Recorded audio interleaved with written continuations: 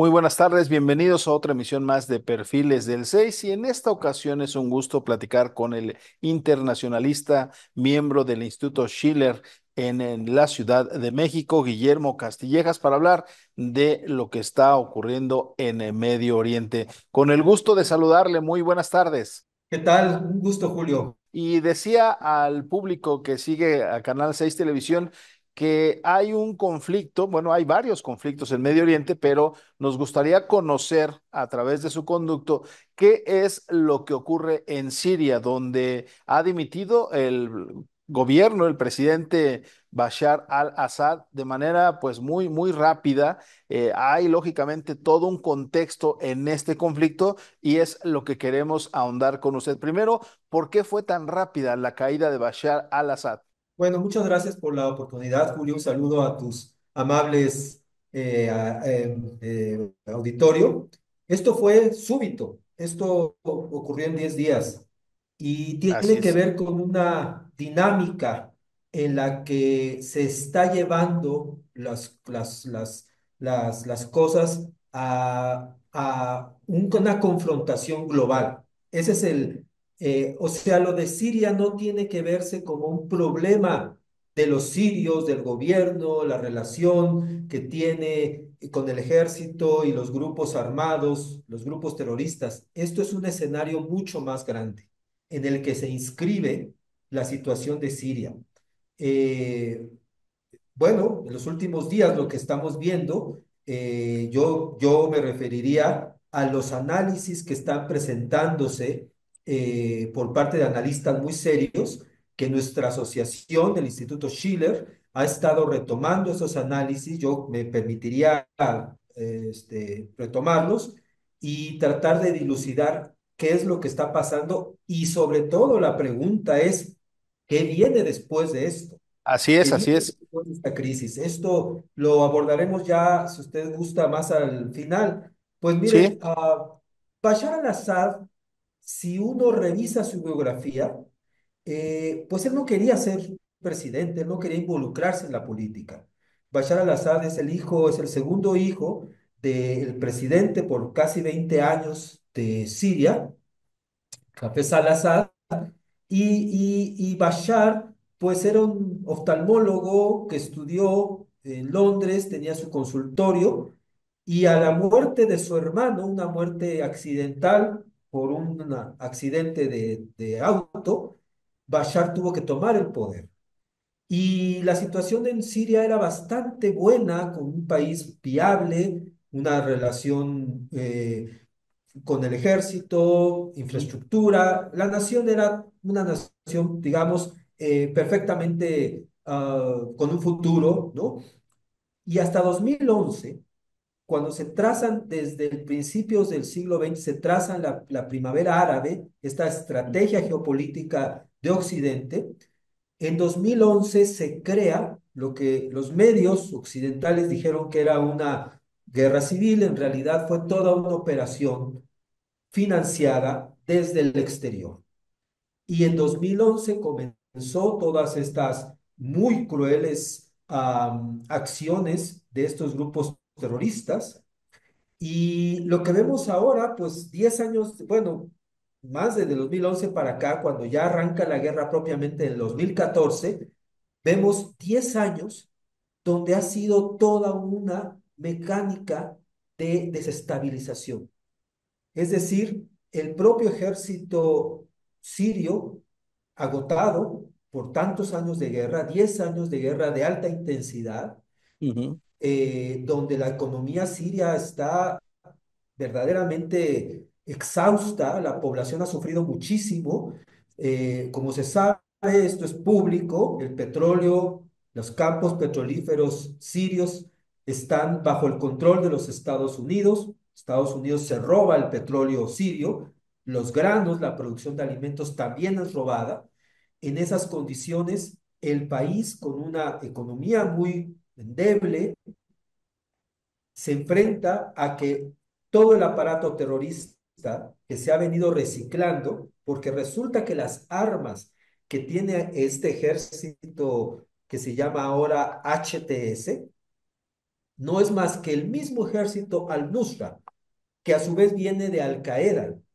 Dígame. Es lo que le iba a preguntar, precisamente esta fuerza que cobró HTS de 2011 para acá, pues un financiamiento de ese tipo para confrontar a un gobierno como el sirio debe tener alguna fuente que lo abastezca para estar por más de 10 años confrontando una guerra en donde no solo es este grupo, es el mayoritario y el que lleva la batuta, pero hay muchas facciones en Siria.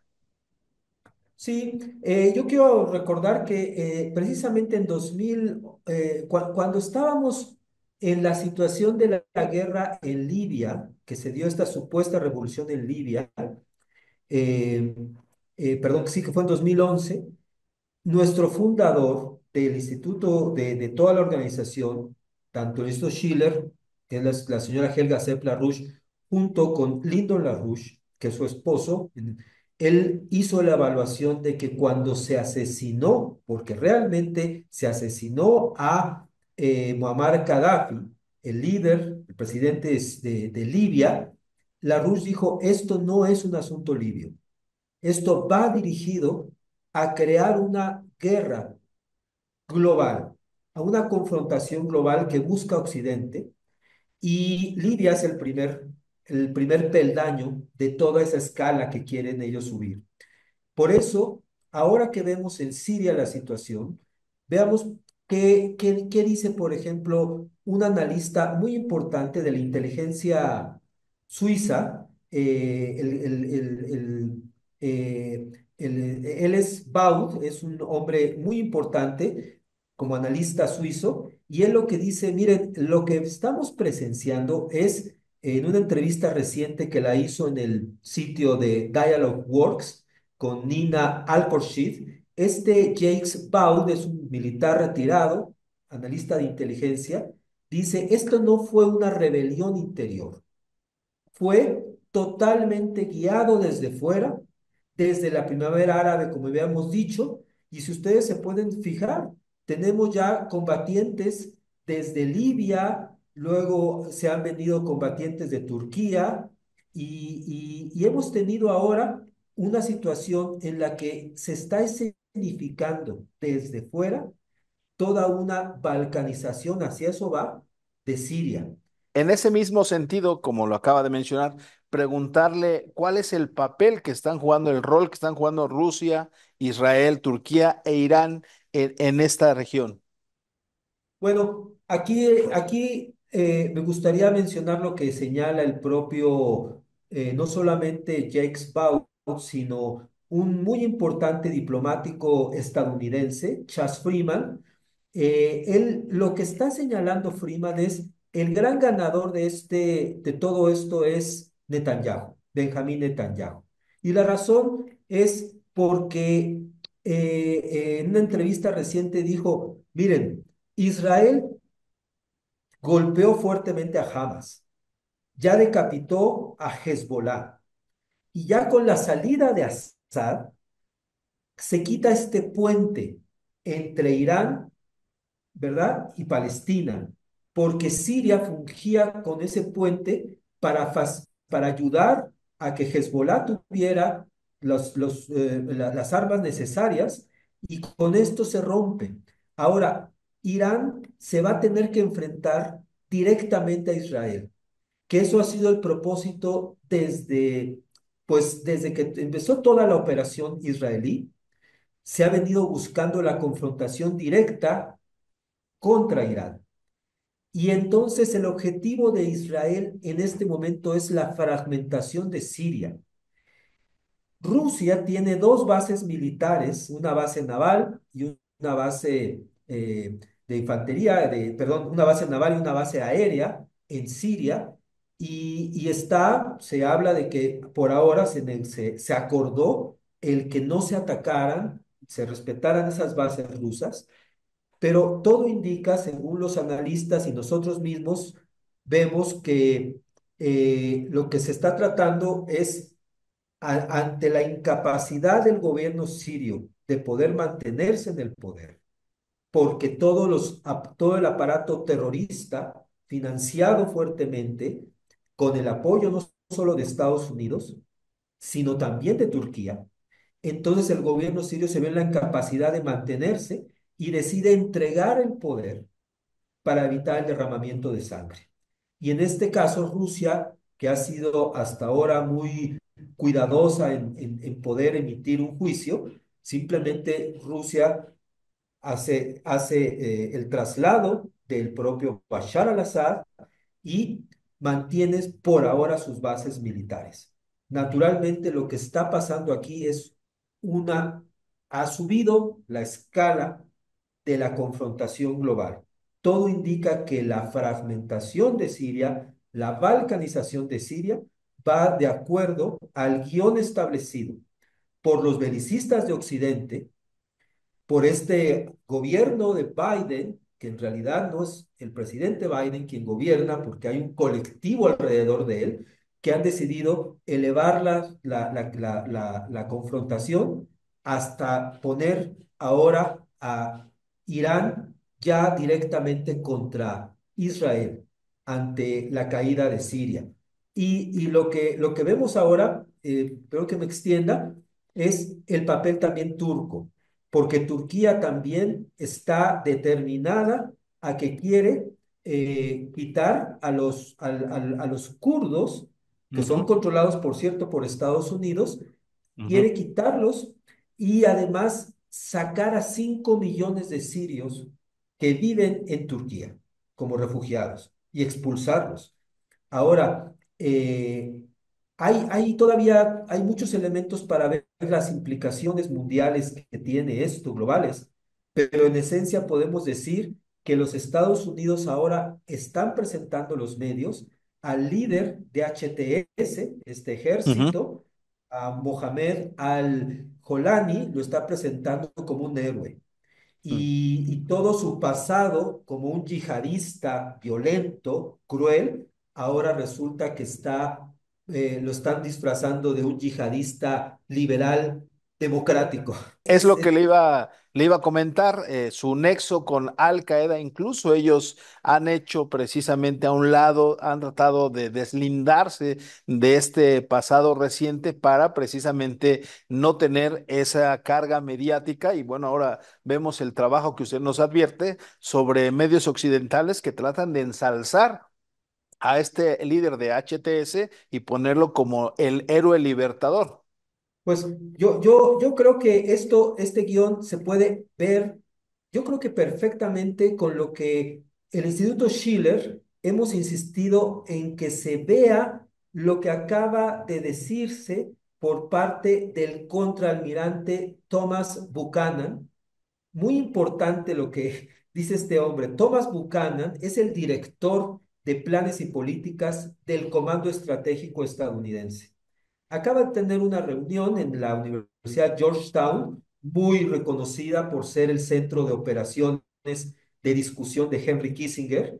Este general, el contraalmirante Buchanan, acaba de declarar algo que nos deja ver cómo está pensando Estados Unidos. Él declaró ahí que hace poco, apenas lo dijo el 20 de noviembre, que Estados Unidos se tiene que preparar para una guerra nuclear. Pero en la manera en cómo lo dijo, tenemos que ver cuál es el sentir de estos militares y de este aparato belicista en Washington. Él dice, miren, lo que tenemos que hacer con Estados Unidos es que se tiene que preparar para una confrontación nuclear, pero lo tiene que hacer de una manera en donde Estados Unidos siga siendo el líder. Así que tenemos que usar las armas nucleares, pero guardar algunas para poder seguir disuadiendo a nuestros enemigos. Esto es una locura total, porque la guerra nuclear, por su naturaleza misma, es una guerra de aniquilación absoluta. No hay manera de que una guerra nuclear se pueda llevar por partes, por etapas. La guerra nuclear, y no lo digo yo, lo dicen los mejores analistas científicos, militares, la guerra nuclear es una guerra que al lanzar el primer proyectil, la nación que sea agredida va a lanzar todo su arsenal, porque si no lo hace, no va a poder hacerlo después. Entonces, el que un contraalmirante, que es el jefe del comando estratégico, salga diciendo eso hace casi un mes y no sea una noticia en Occidente, que ningún político haya dicho o un medio importante occidental, oiga, el jefe del Comando Central está diciendo que Estados Unidos se tiene que ir a la guerra nuclear y que tiene que guardar armas nucleares para seguir siendo líder. Esa locura a nadie le pareció locura. Claro. Preguntarle dos temas finales. Uno de ellos, en un conflicto donde pelean laicos, islámicos, yihadistas, kurdos, ¿habrá un escenario de una transición ordenada y se respetarán los derechos políticos y humanos de la minoría chiita, que eran aliadas de Assad? Y también preguntarle. Estamos ya en la recta final de este 2024 para 2025. ¿Qué escenario se prevé? Está por concluir Joe Biden, llegará Donald Trump, que parece tiene mayor entendimiento con el presidente de Rusia, Vladimir Putin, pero si esto también tendrá pues un aderezo más a este conflicto que usted nos acaba de pues anticipar. Bueno, es muy difícil que todos estos grupos que están ahora dentro de Siria puedan llegar a algún tipo de acuerdo. La naturaleza de HTS, aunque lo quieran disfrazar esta nueva fachada, son grupos terroristas preparados en Occidente, y ellos no buscan ningún tipo de conciliación. Ellos son simplemente mercenarios y van a hacer lo mismo que hizo el ejército islámico. Recordemos las crueldades, fanatizados estos combatientes.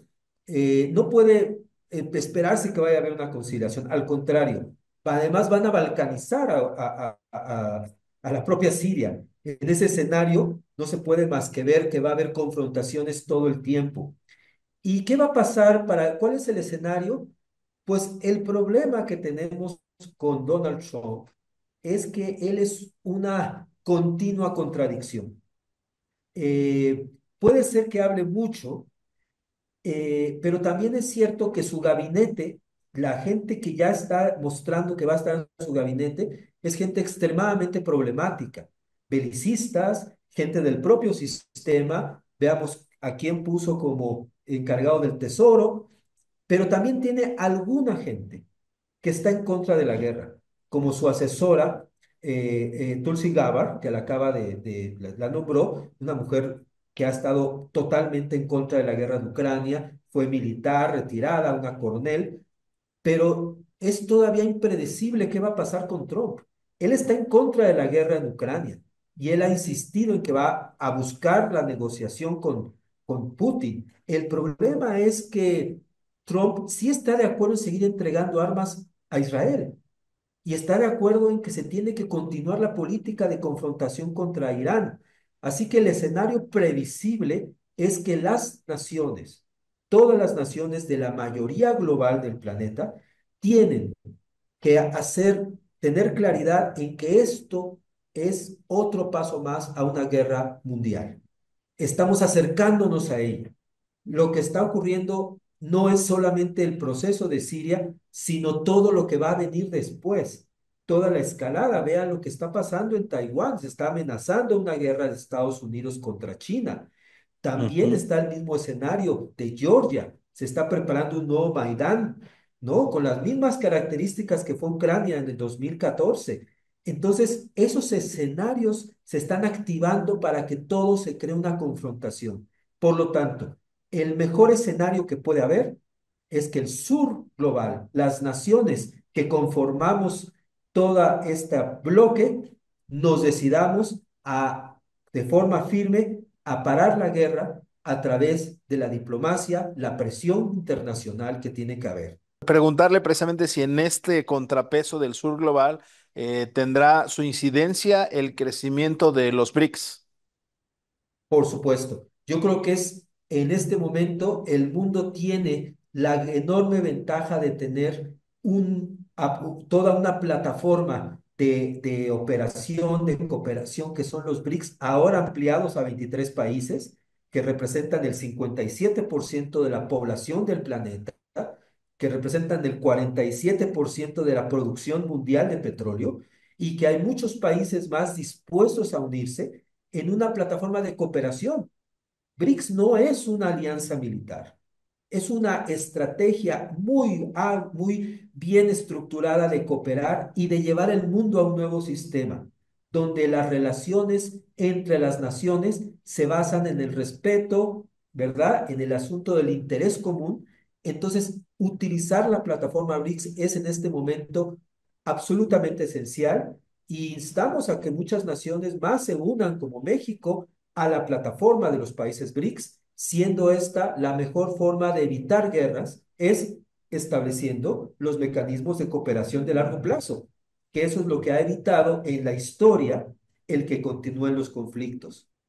Pues ahí está el panorama muy amplio, pues lógicamente con esta incertidumbre de lo que pudiera pasar el próximo año, pero ahí están planteados los posibles escenarios y lógicamente el papel determinante de contrapeso que pudieran hacer los integrantes del BRICS, que son Brasil, India, Rusia, China y otras naciones que se han sumado, Sudáfrica, que se han sumado en los últimos años. Agradecerle al especialista Guillermo Castillejas, miembro del Instituto Schiller en México, este tiempo dispuesto para Canal 6 Televisión para tratar de entender lo que está ocurriendo allá en Medio Oriente. Muchísimas gracias, con el gusto de saludarle. Muy buenas tardes.